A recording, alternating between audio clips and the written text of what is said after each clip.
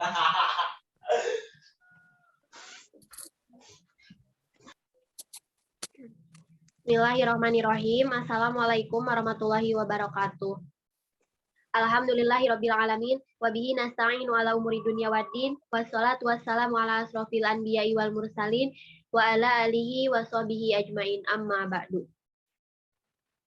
Pertama-tama marilah kita panjatkan puji dan syukur kehadirat Allah Subhanahu wa taala yang mana atas berkat rahmat dan inayahnya kita semua dapat berkumpul di room Zoom kali ini untuk membahas materi tentang sumber-sumber hukum dalam Islam. Kami dari kelompok 3 yang beranggotakan Latifah Nurabidah dengan NPM 130.1267, Indri Askia Rahmawati dengan NPM 130.272, Mutia Khairunisa dengan NPM 130.273, Sipa Parihah dengan NPM 130.277, Rizky Dia Abdillah dengan NPM 130.275. Berikut pembahasan yang akan kami bahas.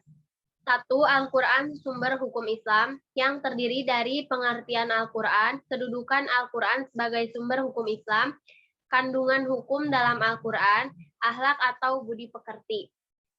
2. Hadis sebagai sumber hukum Islam yang terdiri dari pengertian hadis, kedudukan hadis sebagai sumber hukum Islam, fungsi hadis terhadap Al-Quran, macam-macam hadis. 3. Ijtihad sebagai upaya memahami Al-Quran dan hadis yang terdiri dari pengertian ijtihad, syarat-syarat berijtihad, kedudukan ijtihad, bentuk-bentuk ijtihad, maslahah mursalah.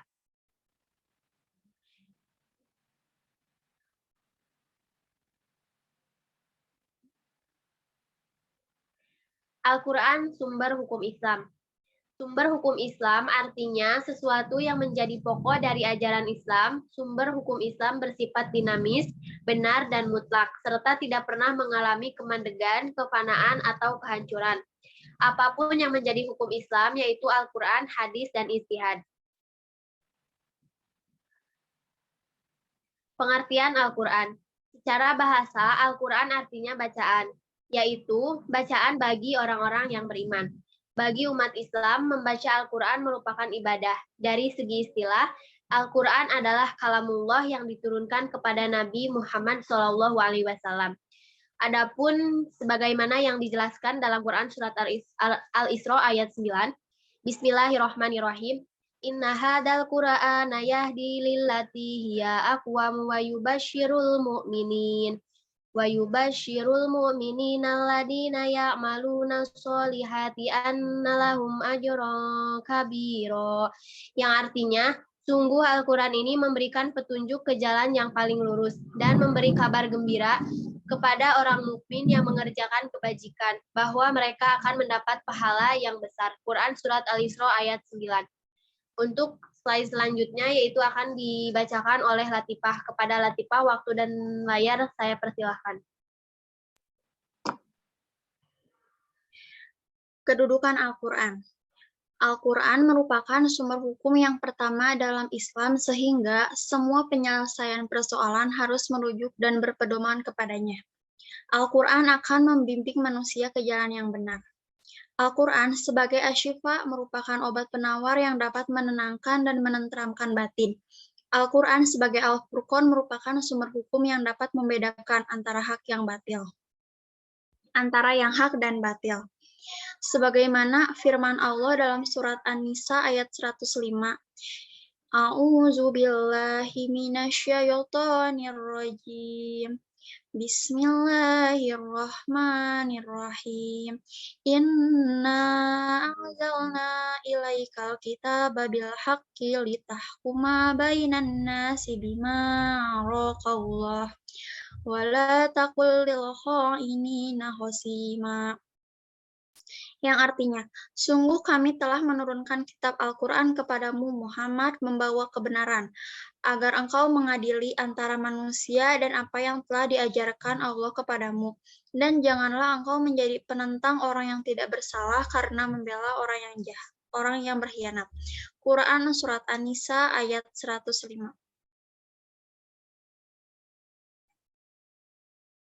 Kandungan hukum dalam Al-Quran.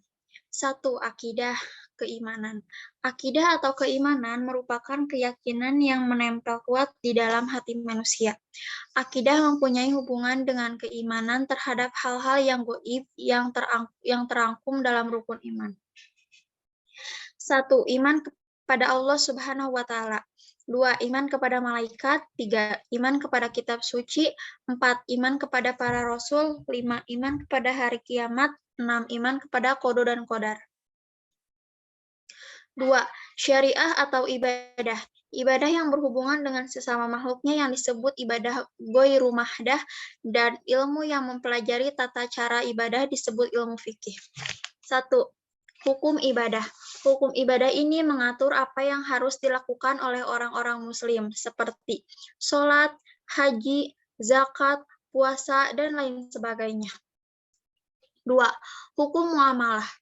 Hukum muamalah ini mengatur interaksi antara manusia dan sesama, seperti hukum tentang cara jual beli, hukum pidana, dan lain sebagainya. 3. Akhlak atau budi pekerti. Akhlak atau budi pekerti ini menuntun manusia agar bisa berakhlak atau berperilaku, baik berperilaku kepada Allah Subhanahu wa Ta'ala atau ke sesama ataupun makhluknya. 1. Menerapkan perilaku mulia dalam kehidupan sehari-hari seperti mencintai orang-orang yang senantiasa berusaha mempelajari dan mengamalkan ajaran-ajaran Al-Quran dan Sunnah. Selanjutnya, mengenai tentang hadis dan sunnah yang akan dijelaskan oleh Syifa Farihah. Waktu dan layar saya persilahkan.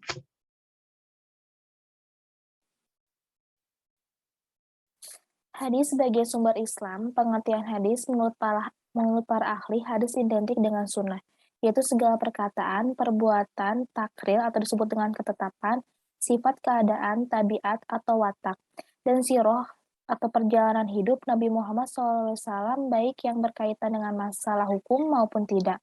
Namun menurut bahasa, hadis berarti ucapan atau perkataan. Menurut istilah, hadis adalah segala perkataan, perbuatan, dan ketetapan atau disebut dengan takrir yang dilakukan oleh Nabi Muhammad SAW.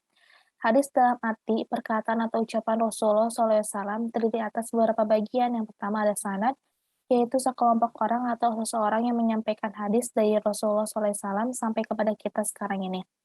Yang kedua ada matan, yaitu isi atau materi hadis yang disampaikan Rasulullah SAW. Yang ketiga ada rawi, yaitu orang yang meriwayatkan hadis.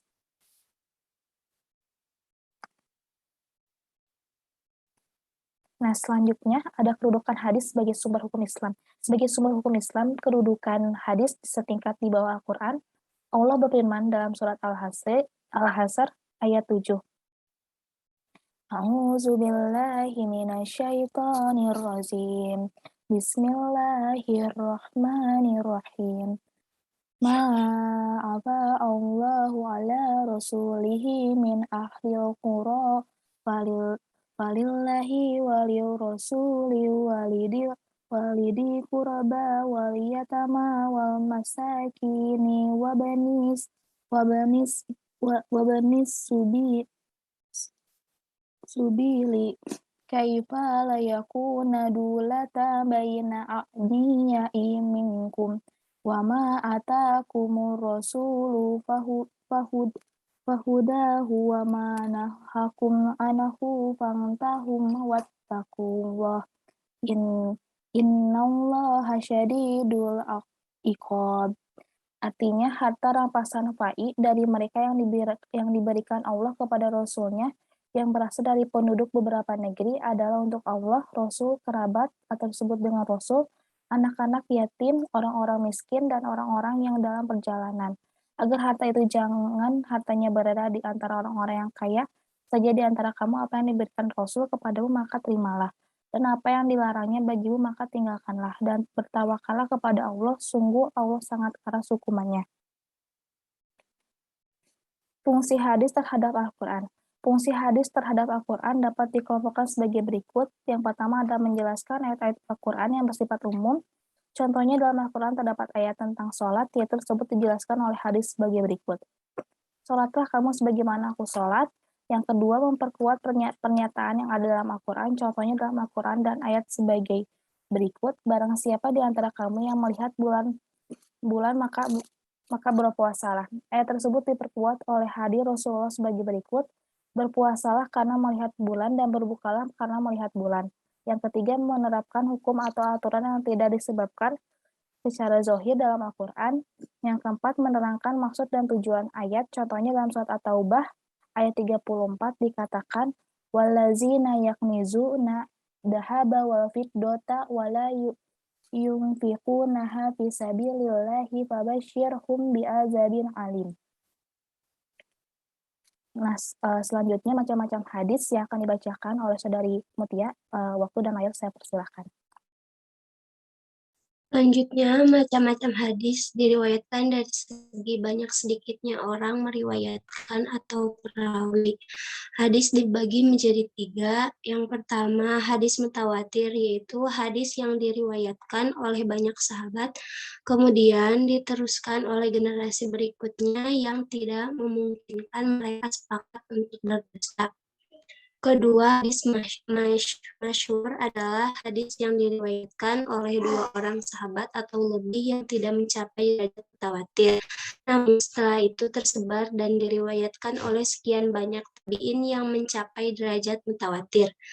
Ketiga, hadis ahad, yaitu hadis yang diriwayatkan oleh 1 atau 2 orang saja sehingga tidak mencapai derajat mutawatir. Ditinjau dari segi kualitas perawinya, hadis dapat dibagi menjadi 4, yaitu hadis sahih, hadis hasan, hadis dhaif, dan hadis maudhu.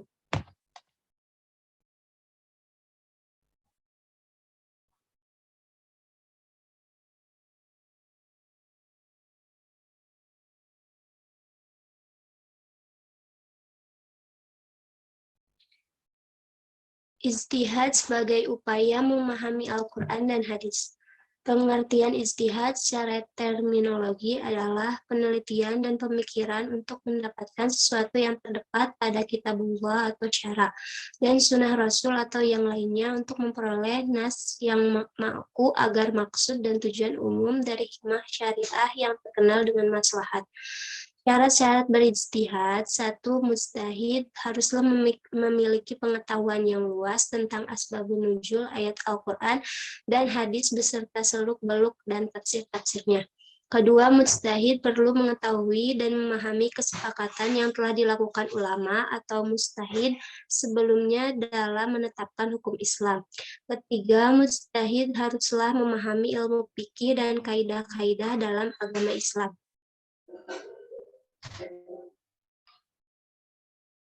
Kedudukan ijtihad. Kedudukan ijtihad dapat dikatakan sejajar dengan hukum Islam lainnya, yakni Al-Quran dan Sunnah.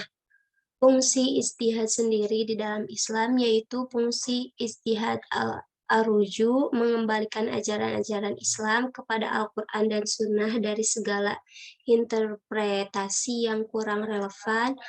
Kedua, fungsi ijtihad al-ihya yaitu menghidupkan kembali bagian-bagian dari nilai dan Islam semangat agar mampu menjawab tantangan zaman. Ketiga, fungsi ijtihad inabah yaitu memenuhi ajaran-ajaran Islam yang telah diijtihadkan oleh ulama terdahulu dan dimungkinkan adanya kesalahan menurut zaman dan kondisi yang dihadapi.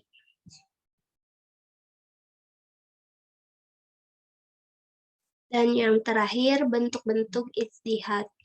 Yang pertama yaitu ijma. Ijma artinya kesepakatan, yakni kesepakatan para ulama dalam menetapkan suatu hukum-hukum dalam agama berdasarkan Al-Quran dan hadis dalam suatu perkara yang terjadi. Kedua, kias, yaitu menggabungkan atau menyamakan, artinya menetapkan suatu atau suatu perkara yang baru yang belum ada pada masa sebelumnya. Yang ketiga, istihsan, yaitu mengganti argumen dengan fakta yang dapat diterima untuk maslahat orang banyak.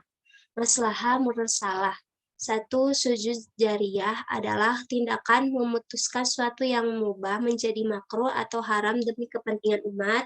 Kedua, istishab adalah tindakan menetapkan berlakunya suatu ketetapan sampai ada alasan yang bisa mengubahnya. Dan yang terakhir yaitu urf, adalah tindakan menentukan masih bolehnya suatu adat istiadat dan kebiasaan masyarakat setempat selama kegiatan tersebut tidak bertentangan dengan aturan-aturan prinsipal dalam Al-Quran dan hadis.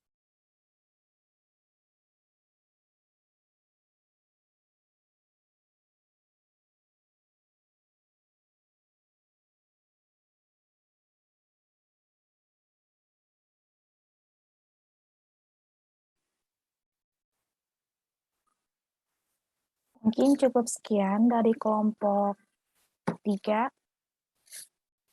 Mohon maaf apabila ada kata-kata yang salah. Kita tutup dengan doa. Bismillahirrahmanirrahim. Wabillahi taufiq wal hidayah. Wassalamualaikum warahmatullahi wabarakatuh.